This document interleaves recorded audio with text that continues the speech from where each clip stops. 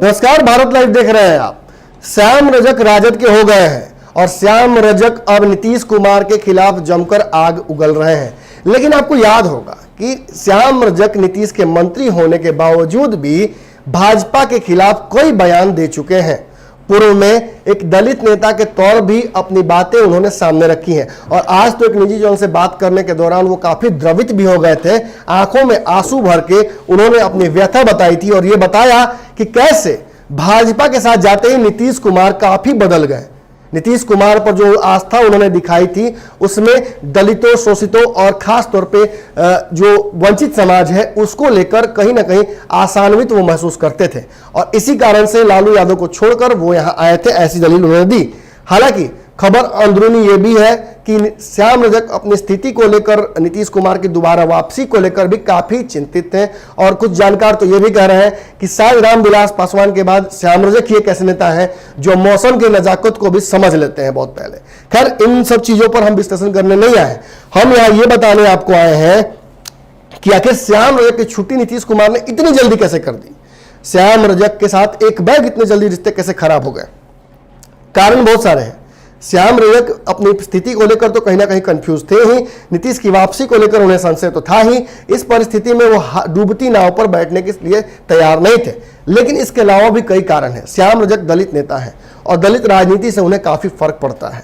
नीतीश कुमार की हालिया राजनीति में जिस तरह से उन्होंने चिराग पासवान के साथ पूरी उनकी जो विवाद की स्थिति उत्पन्न हुई है, कहीं ना कहीं दलितों में एक संदेश तो गया है कि नीतीश कुमार चिराग पासवान को लगातार टहला रहे हैं और उनसे बातचीत भी नहीं कर रहे हैं और उन्हें सीटों का समीकरण उनके साथ स्थापित करना नहीं चाहते हैं। दूसरी बात, कहीं ना कहीं मांझी जी को लेकर भी नीतीश कुमार की स्थिति ऐसी रही है कि शुरुआत से ही मांझी जी और नीतीश कुमार में नहीं पटा है। लेकिन मांझी जी जिस तरीके से अब वापसी करना चाह रहे हैं, इस पार्टी के कई दलित नेताओं को यह लग रहा है कि अगर मांझी आ जाते हैं तो उनका कद काफी नीचे हो जाएगा और इसका ताजा उदाहरण आप अशोक चौधरी के तौर पर देख सकते हैं। एक समय था जब अशोक चौधरी काफी हद तक राइट हैंड के तौर पर नीतीश कुमार के नजर आने लगे थे।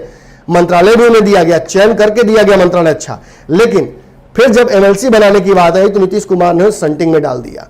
वैसे भी कहा जाता है कि नीतीश कुमार का प्यार किसी के प्रति बहुत कम दिनों तक ही रहता है, जल्दी ही मोह भंग हो जाता है उनका। देखिए ना, अपने ही कई स्कीम्स को लेकर नीतीश कुमार की यही परिस्थिति रही है। शराबबंदी को लेकर उन्होंने कितना अच्छा नारा दिया था और कितना शुरू में उत्साहित रहे थे, लेकिन धीरे धीरे उन्हें समझ में आ गया कि शराबबंदी कर पाना संभव नहीं है और उनका मोह भंग हो गया और आज बिहार के गली गली में शराब बिक रहा है। ऐसे ही शिक्षा को सुधार को लेकर या फिर पुल पुलिया को लेकर उनके मन में भावनाएं रही थी, लेकिन धीरे धीरे आपने देखा कि कैसे स्कूल की बिल्डिंगें गिर रही हैं, कैसे पुल पुलिया गिर रहे हैं। शिक्षा कहां गिरी हुई है वो तो बताना संभव नहीं, शायद ताल्लुक में कहीं आकर टिकी हुई है। लेकिन इन सारी परिस्थितियों के लिए जिम्मेवार कौन है? जिम्मेवार नीतीश कुमार की जो शॉर्ट टर्म मेमोरी लॉस है वो है। नीतीश कुमार भूल जाते हैं, बड़े बड़े काम करते हैं और उन चीजों को फिर इग्नोर करने लगते हैं और यही आरोप श्याम रजक ने भी उन पर लगाया है। लेकिन श्याम रजक की आवश्यकता नीतीश कुमार को थी।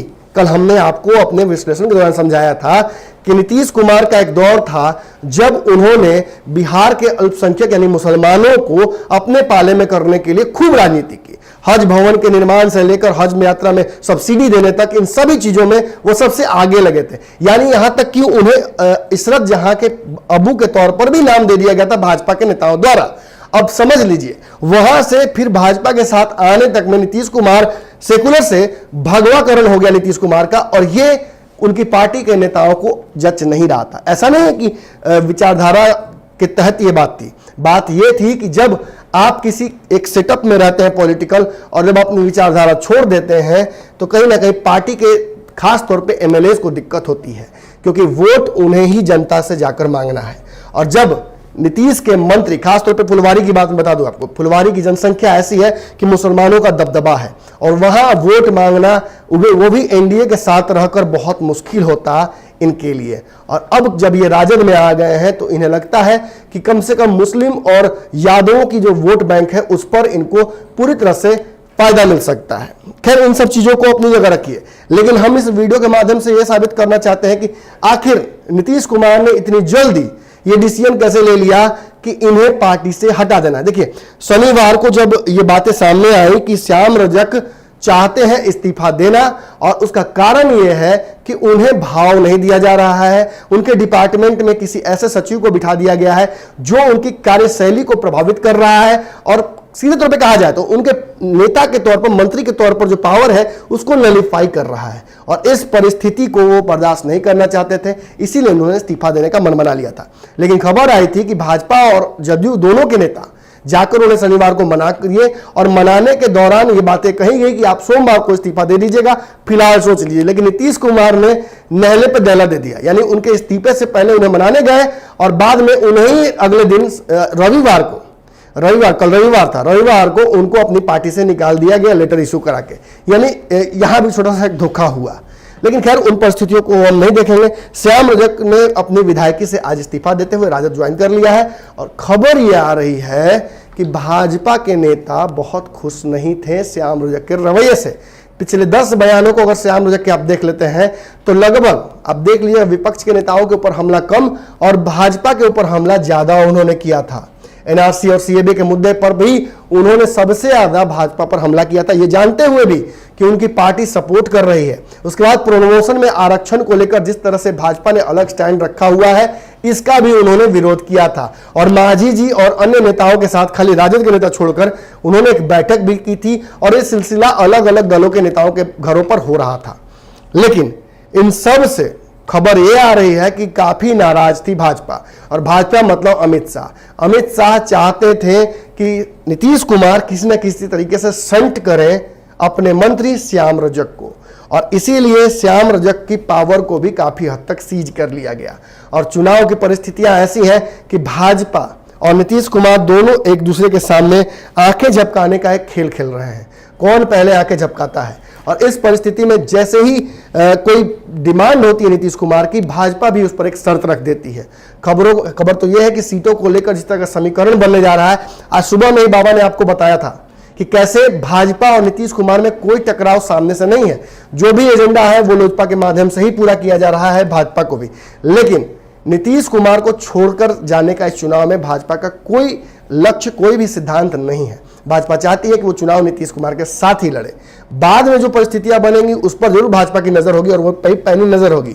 लेकिन फिलहाल नीतीश कुमार को खफा करने का भाजपा का कोई मन नहीं है, वरना नीतीश को अगर खफा करना हो तो गिरिराज सिंह को सामने कर देना ही काफी होगा भाजपा की तरफ से। ऐसी परिस्थिति में भाजपा ने सीधे तौर पर श्याम रजक को बाहर कराने का पूरा जिम्मा उठा लिया, और नीतीश कुमार के सामने कई शर्तें रखी गई, जिन शर्तों में से एक शर्त यह भी थी कि श्याम रजक का अब समय पूरा हो चुका है, उन्हें बाहर किया जाए। इसके अलावा मैं बता दूं आपको, कुछ और भी नेता हैं नीतीश की पार्टी के जो कि भाजपा से बहुत खुश नहीं रहते हैं, उनके खिलाफ भी कार्रवाई करने की बात चल रही है। पूर्व में आपने देखा है कि कैसे एक और अपने दिग्गज नेता को कुछ दिनों पहले नीतीश कुमार ने इन्हीं सब मुद्दों के तहत बाहर किया था। चाहे प्रशांत किशोर हो या अन्य नेता, सभी कहीं ना कहीं भाजपा से पीड़ित होकर ही इस पार्टी से बाहर निकले हैं, और ताजा नाम इसमें श्याम रजक का जुड़ रहा है। हालांकि श्याम रजक अपनी तरीके से ये बात भी कह रहे हैं कि वो राजद में अब रहेंगे, और राजद के साथ साथ रह के ही वो तेजस्वी यादव को मुख्यमंत्री बनाएंगे। लेकिन आपको बता दें कि ये जो प्रेम उनका राजद के प्रति उमड़ा है, ये रातों रात उमड़ा है, पहले ऐसा नहीं था। 2009 में जब श्याम रजक ने पार्टी छोड़ी थी लालू की, तब से ही वो नीतीश कुमार के काफी करीबियों में से माने जाते हैं। नीतीश कुमार ने उन्हें मंत्रालय भी दिया था, और बाद में 2015 में जब नीतीश लालू एक हुए थे तो कुछ हद तक श्याम रजक की जो स्थिति है वो कम हो गई थी, कमतर हो गई थी, और उन्हें मंत्रालय तक के लिए वेट करना पड़ा। जब भाजपा के साथ वापस गए नीतीश कुमार, तब उनकी लॉटरी लगी, और कहा जाता है कि इसके पीछे लालू यादव का हाथ था। लेकिन देख लीजिए, राजनीति में जहां एक तरफ श्याम रजक को रोकने में लालू यादव का बहुत बड़ा हाथ था, वहीं वक्त देख रहते नीतीश कुमार को छोड़कर वही श्याम रजक फिर से लालू के साथ चले गए। इसी क्रम में कई और नेताओं का नाम लिया जाता है, चाहे शिवानंद तिवारी हो या फिर नागमणि कुशवाहा। इन सभी राजनीतिज्ञों के बारे में यही कहा जाता है कि परिस्थितियां समझते हुए रामविलास पासवान की तरह ये पार्टी बदल देते हैं। लेकिन एक बात तो तय है कि श्याम रजक यहां आए नहीं है, उन्हें बुलाया गया है, और पूरी स्ट्रैटेजी के तहत उन्हें बाहर किया गया है। ना नीतीश कुमार उनके मंत्रालय में अपनी जो ताकत है वो लगाते, ना उसके ऊपर अपना प्रोटोकॉल लगाते, ना श्याम रजक की बेचैनी बढ़ती, और फिर कहा जाता है कि हर चीज की कास्केडिंग इफेक्ट के तहत काम करता है। जब एक गलती उनको समझ में आई तो कई गलतियां एक साथ हुई और उन गलतियों को जोड़ते हुए श्याम रजक ने तय कर लिया कि अब नीतीश के साथ रहने से कोई फायदा नहीं है। यानी कहीं ना कहीं प्रेशर डालकर उन्हें वो डिसीजन लिवाया गया जो वो खुद ले लिए, लेकिन कहीं ना कहीं उसमें इंटरफेरेंस भाजपा का भी था। बने हुए भारत लाइव पर खबरें लगातार जारी रहेंगे। अगली खबरों में आपसे तुरंत मुलाकात करेंगे। धन्यवाद। बढ़ाएं अपना कदम सक्सेस की ओर शिखर करियर इंस्टीट्यूट के साथ। शिखर करियर इंस्टीट्यूट पूर्वी भारत में एकमात्र कोचिंग संस्थान जो एक्सक्लूसिवली है मेडिकल एंट्रेंस एग्जाम के लिए।